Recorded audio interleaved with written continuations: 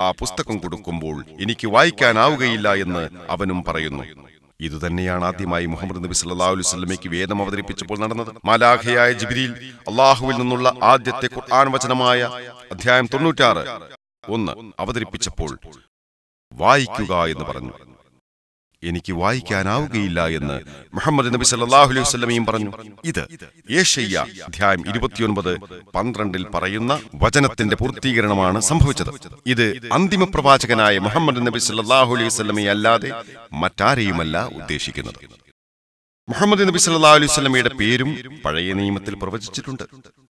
ഉത്തമഗീതയിലെ 5:16 Hebrew വചനം ഇപ്രകാരമാണ്: حكم متكم بكل محمد زيدودي وزيراي بين جيروسلم. അതിനർത്ഥം ഇപ്രകാരമാണ്: അവന്റെ മൊഴികൾ അതിമധുരമാണ്, എല്ലാം കൊണ്ടും അഭികാമ്യനാണവൻ. ജെറൂസലേം പുത്രിമാരെ, ഇതാണ് എന്റെ പ്രിയൻ, ഇതാണ് എന്റെ തോഴൻ. അവർ ഹിക്കോ മമിതക്കിം ബികുല്ലി മുഹമ്മദീം എന്നാണ് പരിഭാഷപ്പെടുത്തിയിട്ടുള്ളത്.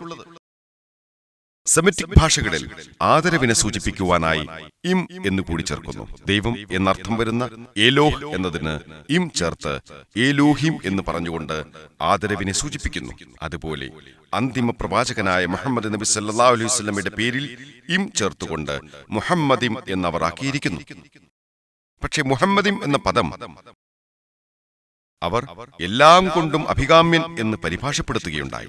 ഉത്തമഗീതം 5:16 യഥാർത്ഥ മൂലകൃതി നിങ്ങൾ പരിശോധിച്ചാൽ മുഹമ്മദ് നബി സല്ലല്ലാഹു അലൈഹി വസല്ലമയുടെ പേര് പറഞ്ഞിരിക്കുന്നതായി കാണുവാൻ സാധിക്കും. ഇനി നമുക്ക് മുഹമ്മദ് നബി സല്ലല്ലാഹു അലൈഹി വസല്ലമയെ കുറിച്ചുള്ള ക്രൈസ്തവ മതത്തിലെ പ്രവചനങ്ങൾ പരിശോധിക്കാം. പരിശുദ്ധ ഖുർആനിലെ അധ്യായം 61 6-ാം സൂക്തത്തിൽ ഇപ്രകാരം പറയുന്നു: മറിയമിന്റെ പുത്രൻ ഈസാ പറഞ്ഞ സന്ദർഭവും ശ്രദ്ധേയമാകുന്നു. ഇസ്രായേൽ സന്തതികളെ, എനിക്ക് മുമ്പുള്ള തൗറാത്തിനെ സത്യപ്പെടുത്തുന്നവനായിക്കൊണ്ടും എനിക്ക് ശേഷം വരുന്ന അഹമ്മദ് എന്നു പേരുള്ള ഒരു ദൂതനെപ്പറ്റി സന്തോഷവാർത്ത അറിയിക്കുന്നവനായിക്കൊണ്ടും നിങ്ങളിലേക്ക് അള്ളാഹുവിന്റെ ദൂതനായി നിയോഗിക്കപ്പെട്ടവനാകുന്നു ഞാൻ. അന്തിമ പ്രവാചകനെക്കുറിച്ച് യേശുവും പ്രവചിച്ചിട്ടുണ്ടെന്ന് ഖുർആനിൽ പറയുന്നു. വിശദമായി എല്ലാ പ്രവചനങ്ങളും പരിശോധിക്കാൻ സമയക്കുറവ് നമ്മെ അനുവദിക്കില്ലെങ്കിലും പുതിയ നിയമത്തിൽ പറയുന്ന ചില പ്രധാനപ്പെട്ട പ്രവചനങ്ങൾ ഞാൻ പറയാം. യോഹന്നാൻ അധ്യായം 14:16 യേശു ഇപ്രകാരം പറയുന്നു: ഞാൻ പിതാവിനോട് അപേക്ഷിക്കുകയും എന്നേക്കും നിങ്ങളോടുകൂടെ ആയിരിക്കാൻ മറ്റൊരു സഹായകനെ അവിടുന്ന് നിങ്ങൾക്ക് തരുകയും ചെയ്യും. യേശു ഇതേ ആശയം യോഹന്നാൻ അധ്യായം 15:26 ഇപ്രകാരം ആവർത്തിക്കുന്നു: ഞാൻ പിതാവിന്റെ അടുത്തുനിന്ന് അയക്കുന്ന സഹായകൻ, പിതാവിൽ നിന്നും പുറപ്പെടുന്ന ആ സത്യാത്മാവ് വരുമ്പോൾ അവൻ എന്നെക്കുറിച്ച് സാക്ഷ്യം നൽകും. യോഹന്നാൻ 16:17 യേശു ഇപ്രകാരം പറയുന്നു: എങ്കിലും സത്യം ഞാൻ നിങ്ങളോട് പറയുന്നു, നിങ്ങളുടെ നന്മയ്ക്ക് വേണ്ടിയാണ് ഞാൻ പോകുന്നത്.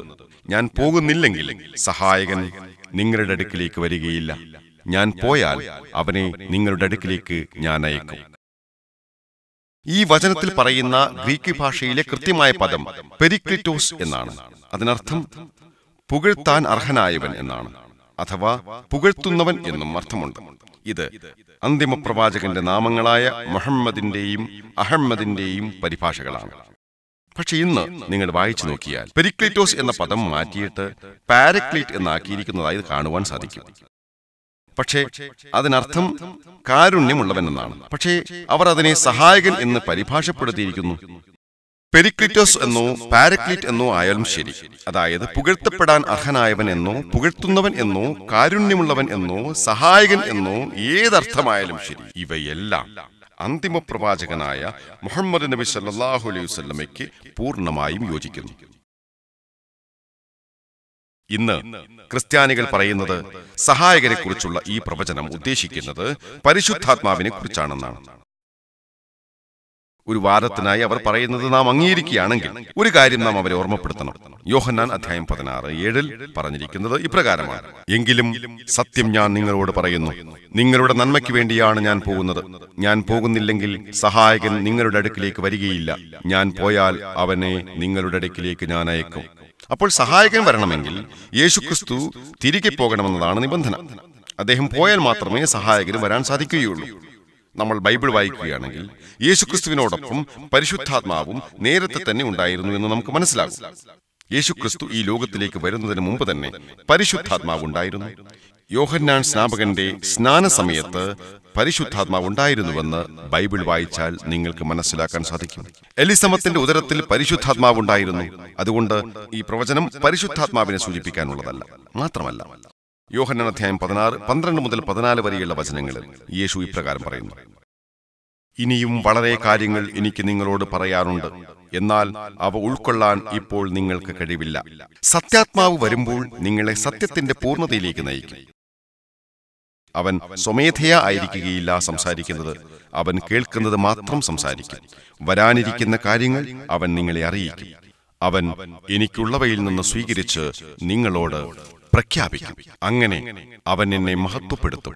അപ്പോൾ ഈ വചനത്തിൽ പറയുന്ന സത്യാത്മാവ് എന്നത് സൂചിപ്പിക്കുന്നത് മറ്റാരെയുമല്ല, അന്തിമ പ്രവാചകനായ മുഹമ്മദ് നബി സല്ലല്ലാഹു അലൈഹി വസല്ലമയാണ്. ഇനി നമുക്ക് സെമിറ്റിക് അല്ലാത്ത മതങ്ങളിലെ മുഹമ്മദ് നബി സല്ലല്ലാഹു അലൈഹി വസല്ലമയെ കുറിച്ചുള്ള പ്രവചനങ്ങൾ നോക്കാം. അഥവാ അബ്രഹാമികമല്ലാത്ത മതങ്ങളിലെ നോക്കാം. ആദ്യമായി ഹിന്ദു മതത്തിൽ മുഹമ്മദ് നബി സല്ലല്ലാഹു അലൈഹി വസല്ലമയെ കുറിച്ചുള്ള പ്രവചനങ്ങൾ നമുക്ക് നോക്കാം. ലോകത്ത് ഏറ്റവും അധികം പിൻപറ്റപ്പെടുന്ന മതമായി ക്രൈസ്തവതയ്ക്കും ഇസ്ലാമിനും ശേഷം 3-ാം സ്ഥാനത്ത് നിൽക്കുന്നത് ഹിന്ദുമതമാണ്. 900 മില്യണിൽ കൂടുതൽ ഹിന്ദുക്കൾ ഈ ലോകത്തുണ്ട്. ഏതാണ്ട് 1 ബില്യണിനോട് അടുത്തു വരും.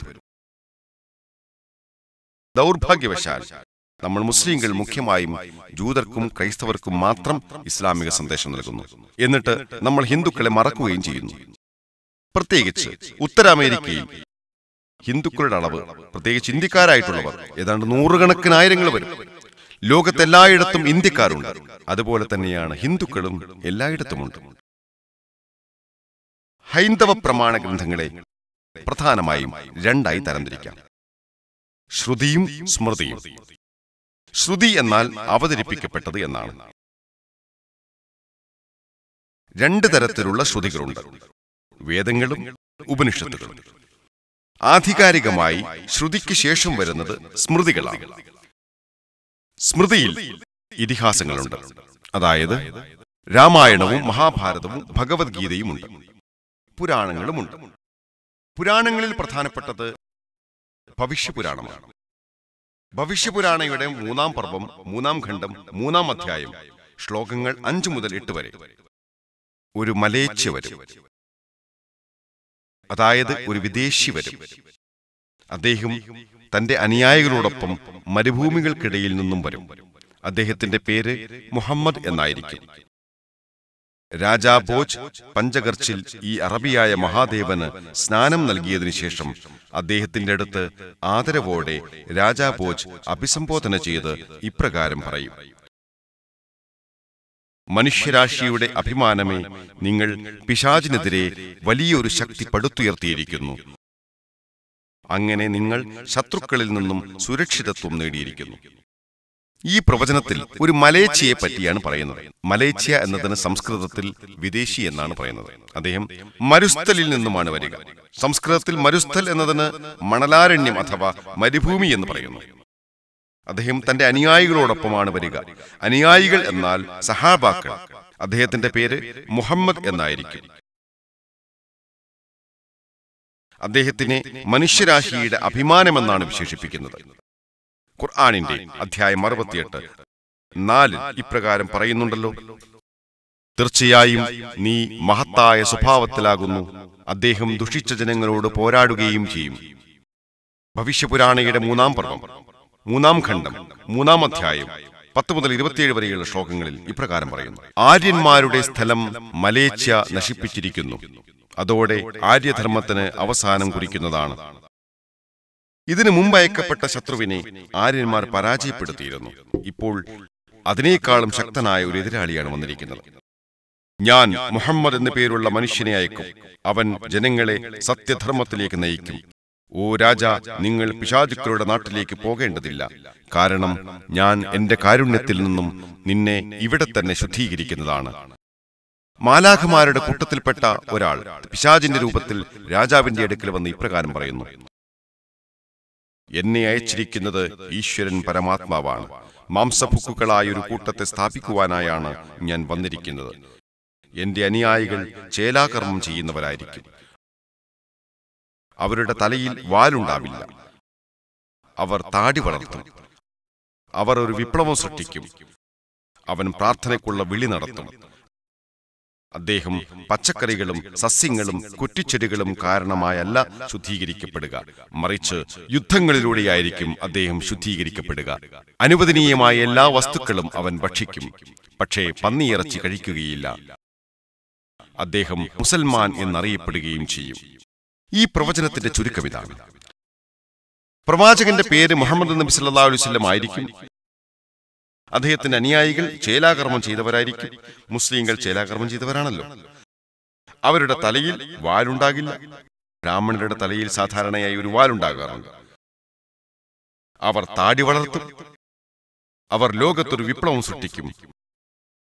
അവർ നമസ്കാരത്തിന് മുമ്പുള്ള ബാങ്ക് വിളി നടത്തും. അവർ അനുവദനീയമായി എല്ലാം ഭക്ഷിക്കും, പക്ഷേ പന്നിയിറച്ചി ഭക്ഷിക്കുകയില്ല. ഖുർആനിൽ 4 സ്ഥലങ്ങളിൽ, അധ്യായം 2 173, അധ്യായം 5 3, അധ്യായം 6 145, അധ്യായം 16 115 ഇപ്രകാരം പറയുന്നു: ഹുർമത് അലൈക്കുമുൽ മൈതതു വദ്ദമു വലഹ്മുൽ ഖിൻസീർ വമാ ഉഹില്ല ലിഗൈരില്ലാ ബിഹി. പന്നിമാംസം നിഷിദ്ധമാക്കപ്പെട്ടിരിക്കുന്നു. അതുകൊണ്ട് ഈ കൂട്ടം ജനങ്ങൾ പന്നിമാംസം ഒഴിച്ച് എല്ലാ അനുവദനീയമായ വസ്തുക്കളും ഭക്ഷിക്കും. അവർ സസ്യങ്ങളും കുറ്റിച്ചെടികളും കാരണമായിട്ടായിരിക്കുകയില്ല, മറിച്ച് യുദ്ധങ്ങൾ കാരണമായിട്ടായിരിക്കും ശുദ്ധീകരിക്കപ്പെടുക. അവർ മുസൽമാൻ എന്ന് വിളിക്കപ്പെടും. ഭവിഷ്യപുരാണയിലെ 3-ാം പർവ്വം 1-ാം ഖണ്ഡം 3-ാം അധ്യായം 21, 23 ശ്ലോകങ്ങളിലും മുഹമ്മദ് നബി സല്ലല്ലാഹു അലൈഹി വസല്ലമയെ പറ്റി പ്രവചിച്ചിട്ടുണ്ട്. വിശദമായി സംസാരിക്കുവാൻ സമയം അനുവദിക്കുകയില്ല. ഹൈന്ദവരുടെ ഏറ്റവും ആധികാരികം എന്ന് വിശേഷിപ്പിക്കപ്പെടുന്ന ഗ്രന്ഥങ്ങളായ വേദത്തിലും മുഹമ്മദ് നബി സല്ലല്ലാഹു അലൈഹി വസല്ലമയെ പറ്റിയുള്ള പ്രവചനങ്ങളുണ്ട്. അഥർവവേദത്തിലെ 20-ാം പുസ്തകം 127-ാം സ്തോത്രത്തിലെ കുണ്ടപ് സൂക്തങ്ങൾ എന്നറിയപ്പെടുന്ന 1 മുതൽ 14 വരെയുള്ള ശ്ലോകങ്ങളിൽ അദ്ദേഹത്തെ പറ്റിയുള്ള പ്രവചനമുണ്ട്. കുണ്ടപ് എന്നാൽ മറഞ്ഞുകിടക്കുന്ന സ്ഥലങ്ങൾ എന്നാണ്. കുണ്ടപ് സൂക്തങ്ങൾ എന്ന് വെച്ചാൽ ഈ ശ്ലോകങ്ങളുടെ അർത്ഥം പിൽക്കാലത്ത് മനസ്സിലാകുമെന്നാണ്. സമയക്കുറവ് കാരണമായി ഞാൻ ആദ്യത്തെ 4 ശ്ലോകങ്ങൾ മാത്രമേ വിശദീകരിക്കുകയുള്ളൂ. 1-ാമത്തെ ശ്ലോകം അഥവാ മന്ത്ര പറയുന്നത് 1. അദ്ദേഹം നരാശംസ ആണെന്നാണ്. അദ്ദേഹം 60,000 ശത്രുക്കളെ പരാജയപ്പെടുത്തുന്ന കവരമ ആണ്. 2. അദ്ദേഹം ഒട്ടകത്തിൽ സഞ്ചരിക്കുന്ന ഋഷിയായിരിക്കും. 3. അദ്ദേഹം മാമാ ഋഷിയായിരിക്കും. 4. അദ്ദേഹം വശ്യവേസ് രേബായിരിക്കും. 1-ാം മന്ത്രത്തിൽ അദ്ദേഹം നരാശംസയാണെന്നും കവരമ ആണെന്നുമാണ്. നരാശൻസ് എന്ന പദം സംസ്കൃത പദങ്ങളായ മനുഷ്യൻ എന്നർത്ഥം വരുന്ന നർ എന്ന പദത്തിൽ നിന്നും പ്രശംസ അല്ലെങ്കിൽ പ്രശംസിക്കുക എന്നർത്ഥം വരുന്ന ഷൻസ എന്ന പദത്തിൽ നിന്നുമാണ് ഉത്ഭവിച്ചിരിക്കുന്നത്. അപ്പോൾ നരശൻസ എന്നതിന് അർത്ഥം സ്തുതിക്കർഹനായവൻ എന്നാണ്. ഇതുതന്നെയാണ് അറബി പദമായ മുഹമ്മദിന്റെ പരിഭാഷ. അദ്ദേഹം കവരമയാണ്. കവരമയുടെ ഒരർത്ഥം സമാധാനം പ്രചരിപ്പിക്കുന്നവൻ അഥവാ സമാധാനത്തിന്റെ രാജകുമാരൻ എന്നാണ്. മുഹമ്മദ് നബി സല്ലല്ലാഹു അലൈഹി വസല്ലം സമാധാനത്തിന്റെ രാജകുമാരനായിരുന്നല്ലോ. കുടിയേറ്റക്കാരനെന്നും കവരമയ്ക്ക് അർത്ഥമുണ്ട്. മുഹമ്മദ് നബി സല്ലല്ലാഹു അലൈഹി വസല്ലം മക്കയിൽ നിന്നും മദീനയിലേക്ക് പലായനം ചെയ്തുവെന്ന് നമുക്കറിയാമല്ലോ. അപ്പോൾ അദ്ദേഹം ഒരു കുടിയേറ്റക്കാരനായിരുന്നു. അദ്ദേഹം 60,000 ശത്രുക്കളെ തോൽപ്പിക്കുമെന്നും 1-ാം മന്ത്രത്തിൽ പറയുന്നുണ്ട്. ഇത് നബി സല്ലല്ലാഹു അലൈഹി വസല്ലമയ്ക്ക് എതിരായിരുന്ന മക്കക്കാരുടെ ഏതാണ്ട് ജനസംഖ്യയായിരുന്നു. 2-ാം മന്ത്രത്തിൽ അദ്ദേഹം ഒട്ടകത്തിൽ സഞ്ചരിക്കുന്ന ഒരു ഋഷിയായിരിക്കും എന്നാണ് പറയുന്നത്. ഒരു ഇന്ത്യൻ ഋഷിയും ഒരു ബ്രാഹ്മണനും ഒട്ടകത്തിൽ സഞ്ചരിക്കില്ല. കാരണം മനുസ്മൃതിയുടെ 11:202 ഒരു ബ്രാഹ്മണന് ഒട്ടകത്തിൽ യാത്ര ചെയ്യുന്നത് നിഷിദ്ധമാക്കിയിരിക്കുന്നു എന്ന് പറയുന്നു. 3-ാം മന്ത്രത്തിൽ അദ്ദേഹം മമാ ഋഷിയാണെന്ന് പറയുന്നു. മമാ എന്നാൽ മഹാൻ എന്നാണ്. അദ്ദേഹം ഒരു മഹാനായ ദൂതനാണല്ലോ. അതായത് മഹാഋഷി എന്നോ മുഹമ്മദ് ഋഷി എന്നോ അദ്ദേഹം വിളിക്കപ്പെടുന്നു. 4-ാം മന്ത്രത്തിൽ അദ്ദേഹത്തെ വശ്യപേസ്രേബ് എന്ന് വിളിക്കുന്നു. അതിനർത്ഥം സ്തുതിക്കുന്നവൻ എന്നാണ്. ഇത് മുഹമ്മദ് നബി സല്ലല്ലാഹു അലൈഹി വസല്ലമയുടെ മറ്റൊരു പേരായ അഹമ്മദ് എന്നതിന്റെ പരിഭാഷയാണ്. അഥർവവേദത്തിലെ 20-ാം പുസ്തകത്തിലെ 21-ാം സ്തോത്രത്തിലെ 6-ാം വചനത്തിൽ ഇപ്രകാരം പറയുന്നു: അദ്ദേഹം കരുവാണ്. അദ്ദേഹം 10,000 പേർക്കെതിരെ യുദ്ധം നടത്താതെ തന്നെ വിജയിക്കും. കരു എന്നതിന്റെ സംസ്കൃതാർത്ഥം സ്തുതിക്കുന്നവൻ എന്നാണ്. അത് അഹ്സാബ് യുദ്ധത്തെയാണ് ഉദ്ദേശിക്കുന്നത്. ഖുർആനിലെ 33-ാം അധ്യായത്തിൽ ഇക്കാര്യം പരാമർശിക്കുന്നുണ്ട്. ശത്രുക്കളുടെ എണ്ണം ഏതാണ്ട് 10,000 ആയിരുന്നു. യുദ്ധം നടത്താതെ തന്നെ അതിൽ വിജയിക്കുകയുണ്ടായി. അഥർവവേദത്തിലെ 20-ാം പുസ്തകത്തിലെ 21-ാം സ്തോത്രത്തിലെ 7-ാം വചനത്തിൽ അദ്ദേഹം 20 രാജാക്കന്മാരെ പരാജയപ്പെടുത്തുമെന്നും അബന്ധുക്കൾക്കെതിരെ പോരാടുന്ന 60,000 ശത്രുക്കളെ അദ്ദേഹം കീഴ്പ്പെടുത്തുമെന്നുമാണ് പറയുന്നത്. അബന്ധു എന്നതിനർത്ഥം അനാഥ എന്നാണ്. മുഹമ്മദ് നബി സല്ലല്ലാഹു അലൈഹി വസല്ലം ഒരു അനാഥനായിരുന്നു എന്ന് നമുക്കറിയാമല്ലോ. മറ്റൊരർത്ഥം സ്തുതിക്കുന്നവനെന്നാണ്. ഇത് മുഹമ്മദ് നബി സല്ലല്ലാഹു അലൈഹി വസല്ലമയുടെ പേരിന്റെ പരിഭാഷയാണ്. മുഹമ്മദ് നബി സല്ലല്ലാഹു അലൈഹി വസല്ലമയ്ക്ക് എതിരായിരുന്ന 20 നേതാക്കന്മാർ മക്കയിലുണ്ടായിരുന്നു. പ്രവാചകനെതിരായിരുന്ന മക്ക നിവാസികളുടെ എണ്ണം ഏതാണ്ട് 60,000 ആയിരുന്നു. ഇതേ പ്രവചനം ഋഗ്വേദത്തിലെ 1-ാം പുസ്തകത്തിലെ 53-ാം സ്തോത്രത്തിലെ 9-ാം വചനത്തിലും പറയുന്നുണ്ട്. പക്ഷേ ഇവിടെ ഉപയോഗിച്ചിട്ടുള്ള പദം സുശ്രാമ എന്നാക്കി മാറ്റിയിരിക്കുന്നു. അതിന്റെ അർത്ഥം സ്തുതിക്കപ്പെട്ടവനെന്നാണ്, അതായത് മുഹമ്മദ് എന്നാണ്. സാമവേദത്തിൽ മുഹമ്മദ് നബി സല്ലല്ലാഹു അലൈഹി വസല്ലമയെ പറ്റി അഹമ്മദ് എന്ന പേരിൽ പ്രവചിച്ചിട്ടുണ്ട്.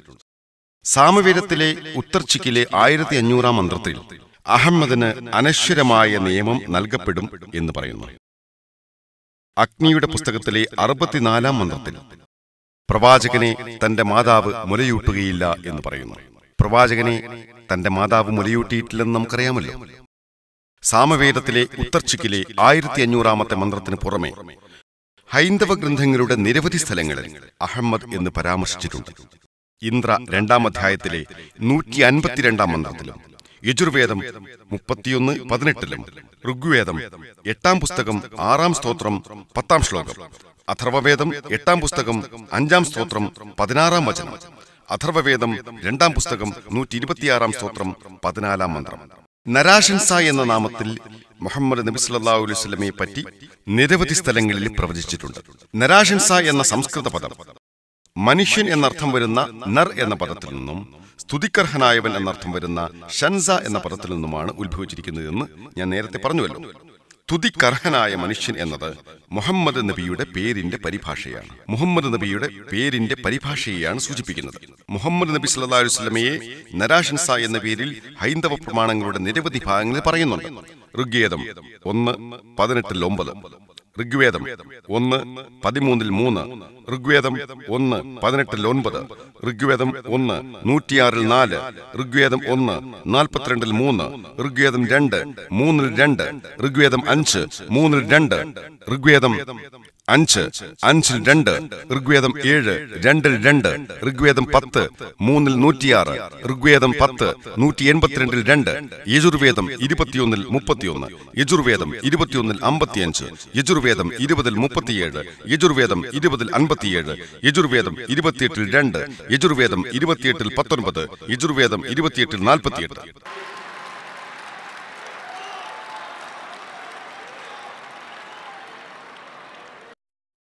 ഇതുപോലെ മുഹമ്മദ് നബി സല്ലല്ലാഹു അലൈഹി വസല്ലമയെ കുറിച്ച് പരാമർശിക്കുന്ന ഹൈന്ദവ പ്രമാണങ്ങളിലെ വാചകങ്ങളുടെ സൂചകങ്ങൾ മാത്രം മണിക്കൂറുകൾ പ്രഭാഷണം നടത്തുവാൻ സാധിക്കും. അവയെക്കുറിച്ചുള്ള വിശദീകരണം തൽക്കാലം വിട്ടേക്കുക.